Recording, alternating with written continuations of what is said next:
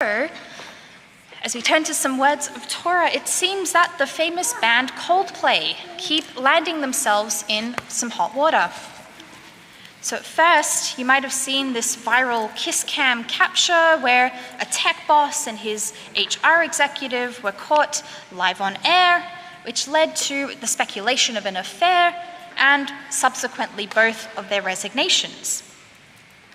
And then a few nights ago, many of you likely saw on the internet that at a recent performance in London, two random women, friends who travelled far to enjoy the night at Wembley Stadium, London's largest venue, were pulled up on stage and lead singer Chris Martin asked them where they were from. That's pretty normal question, normal shtick on stage. There's nothing too crazy about that. The ladies, named Avia and Tal, reveal that they're from Israel. The crowd boos and jeers. If that wasn't excruciating enough, Martin's response didn't do much to help smooth over the situation. "I'm going to say this," he says. "I'm very grateful that you're here as humans. We are treating you as equal humans on earth, regardless of where you come from." And he continues, "Although it's controversial, I also want to welcome people in the audience from Palestine," which elicits cheers from the crowd. "I believe," he concludes, "that we're all equally human." Truthfully, I don't think any of us envy the band or Chris Martin in that moment. They had no idea who they were asking on stage. It was just simply part of engaging with fans in their audience, and therefore no way to know what would unfold, and they unwittingly ended up mired in the awkwardness of needing to diffuse a tense situation once the crowd reacted. He was trying, I sincerely believe, albeit misguidedly, to calm the raised hackles and to acknowledge the painful context in which Avia and Tal and so many of us are existing in right now, in each in our own ways. However, this squandering of the situation has sparked some severe backlash on social media. Maybe some of you saw a piece of it. So how come, you might ask? Why might this well-intentioned commentary be facing the backlash that it has? So as writer, author, and internet figure Sarah Tuttle Singer articulated in a Facebook post, can you imagine if two Russian women, and she's based in Jerusalem, I should add. So can you imagine if two Russian women got up on stage and said that they were Russian? Would the audience have booed? Or two women from Iran? I doubt it. And Chris Martin, with his enormous platform and his chorus of light and love, fumbled the moment. All he had to say was, "I know things are hard right now. I'm sending light to all Israeli and Palestinian civilians. I hope your hostages come home soon. I hope the war ends. I hope children on all sides get the chance to just be children." But no, instead we got the milquetoast version. "It's so good that you're here as humans." To put it another way, as Sarah Tuttle Singer's colleague at the Times of Israel, Poshali Lass, an Indian Jew, wrote, "If I were to give Chris Martin the benefit of the doubt, I'd say that he probably thought he was being diplomatic, but what he said ended up reinforcing the idea that, one, Israelis' humanity is up for debate, and two, that they can only be spoken of together in the context of Palestinians.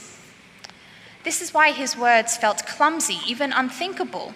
It's a symptom of the environment where Israeli existence itself is politicized, and musicians or public figures feel they need to justify or balance every mention of Israelis with Palestinians." End quote. So in other words, what was offensive or upsetting about Martin's statement was that it had the opposite effect of what he likely intended. In trying to highlight Israelis as human, he ended up playing right into the trope, that ancient and anti-Semitic trope, that Israelis, and by extension Jews, cannot simply be in all their messiness and complexity. that their very existence, just enjoying themselves at a concert, had to be defended or at the very least counterbalanced. There is a grounded psychological term for this, which is traumatic invalidation, which is when you cannot stay with someone's pain and cannot just validate that specific situation, when you cannot see the human behind it. Many of you, close to 500 total, in fact, around 300 in person, 200 online, learned about this phenomenon with us when our Luke Sklar Mental Health Initiative, together with our friends at Beth Tzedek and One Family Fund, hosted renowned psychologist and trauma expert Dr. Miri Bar-Halpern this past Wednesday night in the Sanctuary for an event on exactly this topic. The timing couldn't have been better. Whilst not an exclusively Jewish diagnosis, it was originally studied about a decade ago for victims of other types of trauma. Dr. Bar-Halpern and her colleague Jackie Wolfman's research, published in the Journal of Human Behavior in the Social Environment, specifically in a non-Jewish publication, Dr. Bar-Halpern noted, in May of this year, has shown that traumatic invalidation is manifesting itself uniquely in Jews since October 7, after which our pain has been denied, dismissed, or occasionally even directly weaponized against us. It results in this feeling that Dr. Bar-Halpern described in her lecture and in an interview with the Canadian Jewish News of going crazy, as she spoke about when sitting with her husband on the couch one night shortly after October 7. It's because once you are told, not just by one person, but a whole system, a whole event with thousands and thousands of people, or even a whole society, that you are in the wrong, that you are even to blame, then you might just start to believe it. The symptoms commonly displayed, and we may have felt some of them too in these last 2 years, are anxiety, depression, shame, and in extreme cases, full-blown post-traumatic stress disorder, PTSD. So, those 2 Israeli girls who were pulled up on the stage, who then reported to Israel's Khan media network that they almost pretended that they were from Malta, so concerned were they over sharing their actual country of origin, that's traumatic invalidation. Referring to the Coldplay concert, Miri said, Dr. Bar-Halpern said, "This black and white narrative of where you assume that being Jewish is the opposite of being Muslim, or being Israeli is the opposite of being Palestinian. The fact that the world is doing that as well, that they could not condemn what happened in Israel without also condemning what is happening in Gaza, it's like a hierarchy of pain. And I think it's adding to the problem that we're seeing today, because the world is playing to the same narrative of pitting people against people. Pain is pain.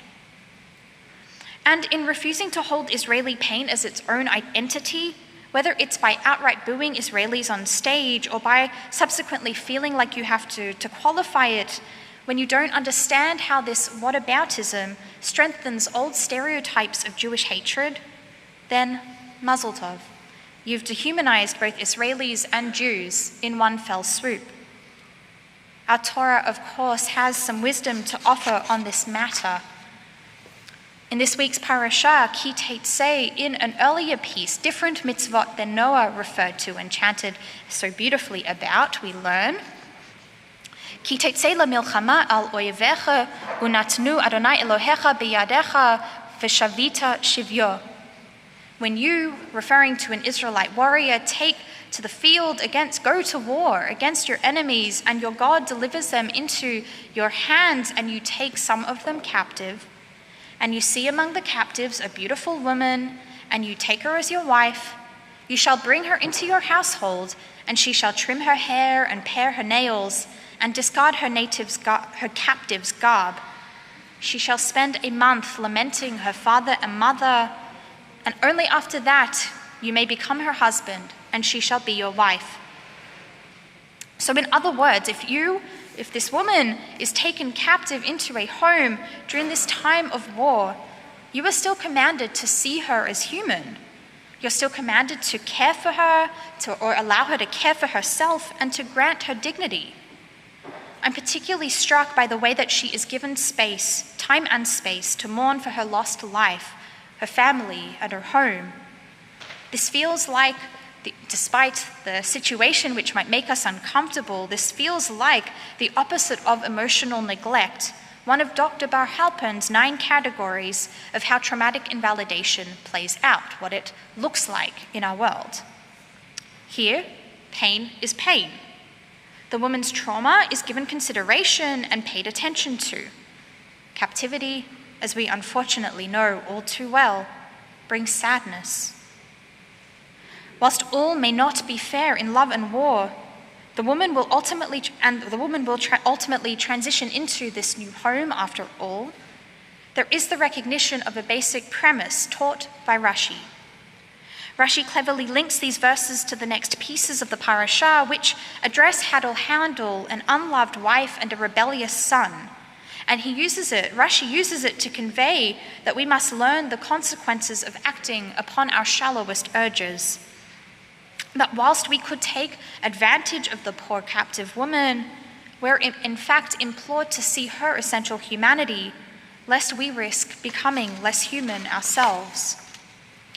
Because at the end of the day, whether it was from Coldplay or Dr. Bar Halpern or our Torah and our sages, the message is about humanity and how we treat each other as humans. So as we conclude, I could not help but to draw inspiration from our liturgy, from which we learn to remember, and may we remember, Eloheinu tzor leshanim hara, that we should guard our hearts and minds from seeing others as less than human. Petach libi b'toratecha, that we should open our hearts and minds to the experiences of others, whilst knowing that our own deserves to be recognized in turn. Uvemitzvotecha tirdof nafshi, that we should always strive to bring out the very best in humanity, with Torah and mitzvot as our guides. Ken yehi ratzon, may this be God's will. Shabbat shalom.